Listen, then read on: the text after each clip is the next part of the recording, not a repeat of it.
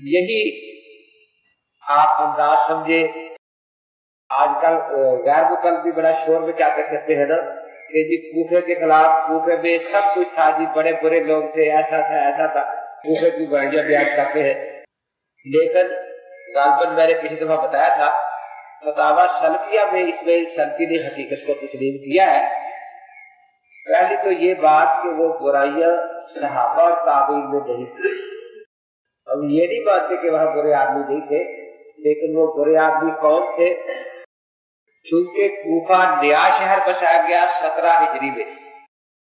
حضرت سعد بن ابی وقاص رضی اللہ تعالیٰ عنہ اس کی تعمیر کے انچارج تھے جو اشرف مبشرہ میں سے.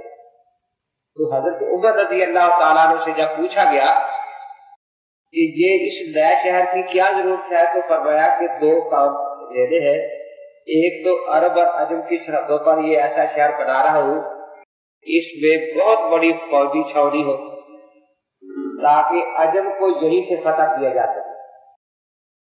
دوسرا یہ کہ یہاں ایک بہت بڑی علمی درسگاہ ہو کہ پوری دنیا میں اسلام یہیں سے پھیلے. چنانچہ ایران کو فتح کرنے والے، روس کو فتح کرنے والے یہ سارے یہی آباد ہوئے.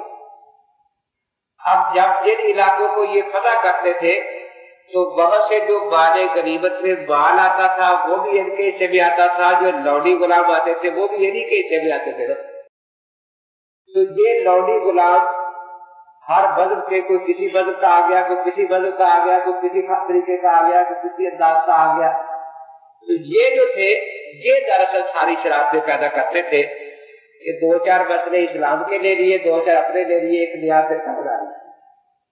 تو اس لیے یہ انداز ان لوگوں میں تھا کہ دنیا بھر کے وہ گندگی یہاں جمع ہو رہی تھی غلاموں کے ذریعے سے.